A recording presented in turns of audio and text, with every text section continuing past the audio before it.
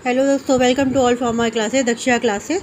तो आज हम पढ़ेंगे नॉर्मल प्रोबेबिलिटी कर्व। ये बीएड सेकेंड ईयर के एग्जाम के उससे मोस्ट इंपॉर्टेंट टॉपिक्स है। आप पिछले साल के क्वेश्चन पेपर्स उठा के देखेंगे तो उसमें हर साल ये क्वेश्चन पूछा गया एज ए लॉन्ग क्वेश्चन और एज ए शॉर्ट क्वेश्चन, और वेरी शॉर्ट में भी आता है, शॉर्ट क्वेश्चन में भी आ सकता है और वेरी शॉर्ट क्वेश्चन में भी आ सकता है। तो आप अगर ये टॉपिक तैयार कर लेंगे तो आपके 10 से 15 नंबर्स आपके पक्के हो जाएंगे।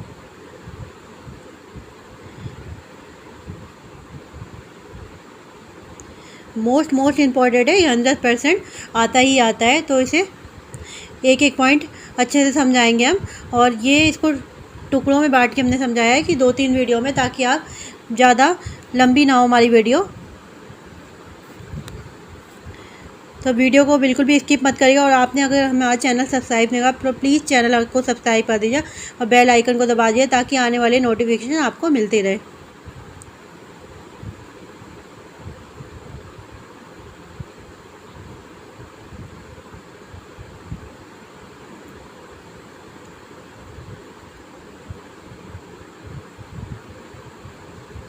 सामान्य संभावना वक्र नॉर्मल प्रोबेबिलिटी कर्व क्या होता है?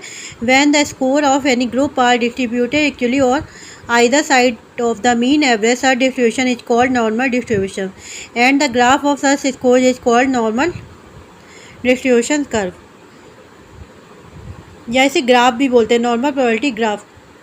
इसको समझने से पहले एक सिंपल सा क्वेश्चन है मेरा आपसे, आप उस क्वेश्चन का आंसर दीजिए। इकोनॉमिकल कंडीशंस के बेस पर, फाइनेंशियल कंडीशन के बेस पर हमारी जितनी भी पॉपुलेशन है इंडिया में, उसको 3 पार्टों में डिवाइड किया गया है। 3 पार्ट्स में मतलब कौन कौन से? लोअर क्लास, मिडिल क्लास और अपर क्लास।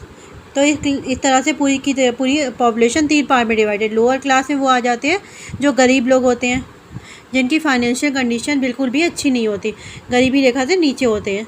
अपर क्लास में वो आ जाते हैं जो करोड़पति होते हैं, अमीर लोग होते हैं, रिच पीपल होते हैं। और बाकी सब जितनी पॉपुलेशन है वो मिडिल क्लास में मानी जाती है, जो ना ही तो गरीब है, ना ही अमीर है, एवरेज है नॉर्मल से। तो उनकी जो फाइनेंशियल कंडीशन है वो नॉर्मल है। तो इस तरीके से 3 क्लास में डिवाइड कर देते हैं। अब मेरा आपसे ये क्वेश्चन है कि इन तीनों को क्लास में, मिडिल, अपर, लोअर क्लास को, तीनों क्लास में सबसे ज़्यादा पॉपुलेशन किस क्लास में होगी? अपर क्लास में होगी, या लोअर क्लास में होगी, या मिडिल क्लास में होगी? आपको इसका आंसर पता है। मिडिल क्लास में सबसे ज़्यादा मैक्सिमम जो लोग ज़्यादा होते हैं वो मैक्सिमम मिडिल क्लास में होते हैं।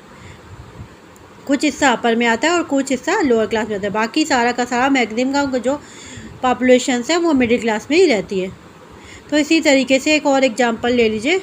क्लास में 20 बच्चे हैं या 50 बच्चे हैं, 50 बच्चे मान लेते हैं, तो उन सभी का टेस्ट लेते हैं, एग्ज़ाम में टेस्ट लेते हैं। तो रिज़ल्ट आता है, तो मार्क्स आते हैं। जो कुछ बच्चों जो होते हैं जिनके जो मार्क्स होते हैं वो 90% आते हैं, 97% भी आते हैं, 90+% भी आते हैं। कुछ ही बच्चे होंगे जिनके 90+ आएंगे।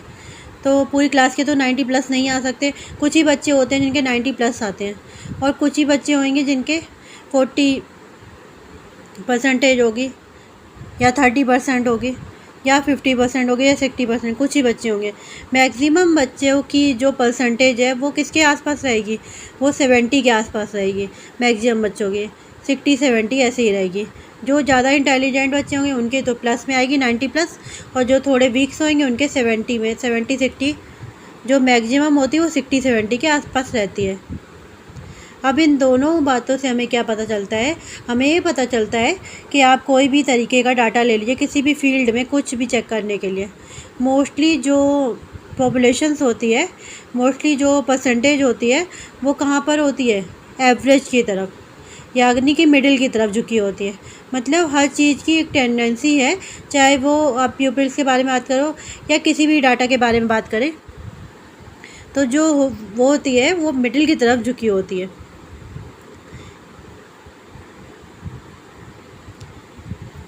नॉर्मल टेंडेंसी यही है, प्रवृत्ति यही है कि ज़्यादातर सेंटर की तरफ होती है, मतलब एवरेज की तरफ होती है, औसत की तरीके अधिकतर झुकी हुई होती हैं। ठीक है, तो ये बात आपको क्लियर हो गई होगी कि अधिकतर लोग जो होते हैं वो औसत की ओर झुके होते हैं। कुछ लोग होते हैं जो औसत से कम होते हैं, कुछ लोग होते हैं औसत से ज़्यादा होते हैं। ठीक है, तो ये अब हम पहले बात करते हैं कि नॉर्मल डिस्ट्रीब्यूशंस के, सामान्य वितरण के। हिंदी इंग्लिश दोनों में है और आपको इसकी पीडीएफ डिस्क्रिप्शन बॉक्स में मिल जाएगी, तो वहाँ से अपलोड कर लीजिए, आप दोनों लैंग्वेज में से पढ़ सकते हैं। जब किसी समूह के स्कोर को माध्य औसत के दोनों ओर सामान्य रूप में वितरित किया जाता है तो ऐसे वितरण को सामान्य वितरण कहा जाता है, और ऐसे स्कोर के ग्राफ को सामान्य वितरण वक्र कहा जाता है।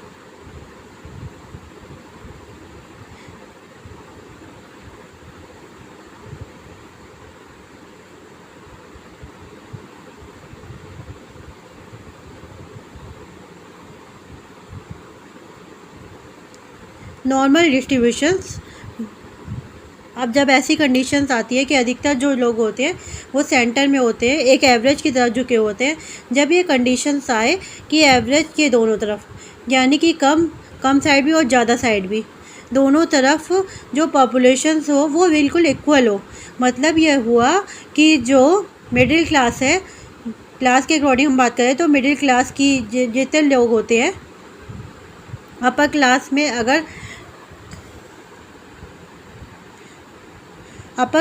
5% लोग हैं तो लोअर क्लास में भी 5% लोग ही होंगे, तब उसको हम कहते हैं, उस कंडीशंस को कहते हैं नॉर्मल डिस्ट्रीब्यूशन। यानी कि जब एवरेज के दोनों तरफ बिल्कुल इक्वली डिस्ट्रीब्यूशन हुआ हो, अगर लोअर क्लास 5% है तो अपर क्लास भी 5% हो, तो उसी तरीके से मार्क्स में भी जो वीक बच्चे हैं, 50 में से 5 बच्चे वीक है तो 5 ही बच्चे इंटेलिजेंट होने चाहिए, तो इस कंडीशंस को हम कहते हैं नॉर्मल डिस्ट्रीब्यूशन। डेफिनेशन भी हम आपके सामने देख लेते हैं, जो मैंने अभी आपको पढ़ के सुनाई है। When the score of any group are distributed equally on either side of the mean average distribution is called normal distribution and the graph of such score is called normal distribution curve. जब किसी समूह के score को माध्य औसत के दोनों ओर समान रूप से वितरित किया जाता है, अगर औसत के लेफ्ट हैंड साइड जितना डिस्ट्रीब्यूशन है उतना ही राइट हैंड की तरफ डिस्ट्रीब्यूशन हो, तब इसे हम कहते हैं नॉर्मल डिस्ट्रीब्यूशन, सामान्य वितरण कहते हैं। और इस वितरण का जो ग्राफ कर्व हम बनाते हैं उसको कहते हैं नॉर्मल डिस्ट्रीब्यूशन कर्व, सामान्य वितरण वक्र। इसके आपके सामने एक एग्जाम्पल है, यहाँ पे आपका क्लास इंटरवल है और यहाँ आपकी फ्रिक्वेंसी दे दी गई है, यहाँ आपका क्लास इंटरवल दिया है और यहाँ आपकी फ्रिक्वेंसी दे दी गई है। मतलब 5 से 10 के बीच में 3 है, और 10 से 15 के बीच में 5 है, और 15 से 20 के बीच में 7 है फ्रिक्वेंसी, 20 से 25 के बीच में क्या है 10 फ्रिक्वेंसी। मतलब जितने ऊपर है उतने ही नीचे है। देखिए 20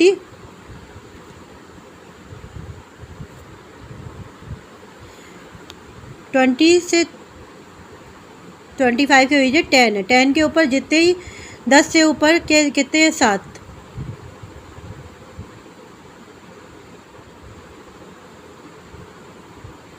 तो आप यहाँ पे देखिए, ये 10 को हमने सेंटर में माना, 10 को हमने सेंटर में माना, और 10 के ऊपर कितने हैं 15, और 10 के नीचे कितने हैं 15, तो दोनों मतलब बराबर है। तो दोनों नॉर्मल डिस्ट्रीब्यूशन, जब सेंटर जो एवरेज के दोनों तरफ इक्वली डिस्ट्रीब्यूशन होता है, 10 के ऊपर भी 15 है और 10 के नीचे भी 15 है। क्या ये कंडीशंस प्रैक्टिकली लाइफ में, डेली लाइफ के लिए पॉसिबल्स है? नहीं है। ऐसा ज़रूरी नहीं है कि अगर वीक बच्चे 5 हैं तो इंटेलिजेंट बच्चे ही भी 5 हो सकता है वीक 6 हो और जो इंटेलिजेंट है वो 4 ही बच्चे हो, तो या इंटेलिजेंट जो है वो 7 हो और जो वीक बच्चे हों वो 3 ही हो, तो हो सकता है ये थोड़ा बहुत बिल्कुल एग्जैक्ट इक्वल हो, ये भी डेली लाइफ में पॉसिबल्स नहीं होता। ठीक है, तो जब डेली लाइफ में बिल्कुल एग्जैक्ट इक्वल नहीं पॉसिबल्स नहीं होती, तो हम मान लेते हैं, एज्यूम कर लेते हैं कि हम वहाँ पर प्रोबेबिलिटी देखते हैं कि उनके इक्वल होने की कितनी संभावना है। जहाँ पर संभावना की बात आ जाए तो हम वहाँ उसे कहते हैं नॉर्मल प्रोबेबिलिटी कर्व।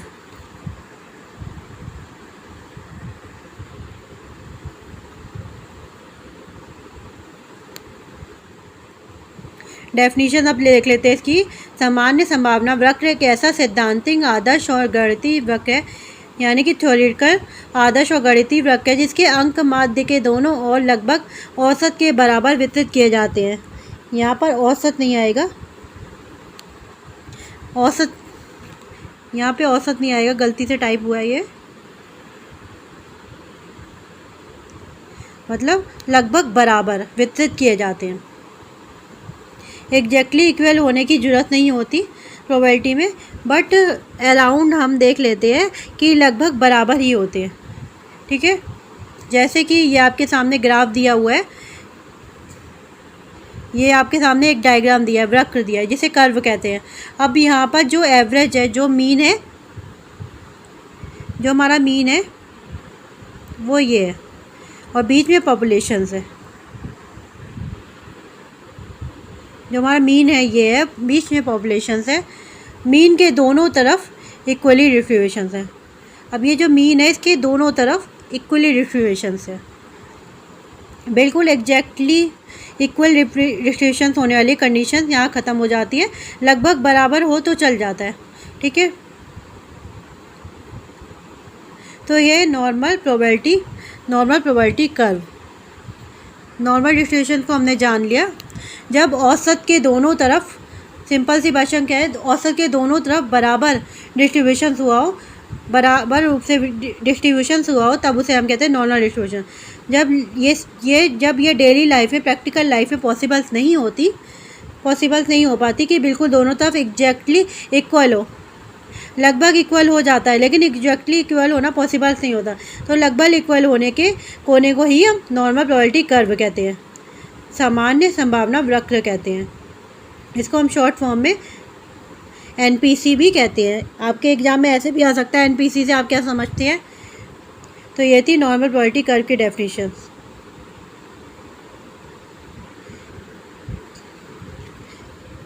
और मैंने आपको ये टॉपिक बहुत अच्छे से समझाया, बिल्कुल ईजी लैंग्वेज में। आप ये अच्छे से पढ़ लीजिएगा और पीडीएफ को डाउनलोड कर लीजिएगा। तो लॉन्ग क्वेश्चन के लिए आपको 4 से 5 पेज फिल भी करने होते हैं, तो आप ये अच्छे से डेफिनेशन वगैरह वीडियो पूरी देख के देखिएगा। और आप ये वीडियो को देख के और अपनी लैंग्वेज में लिख सकते हैं।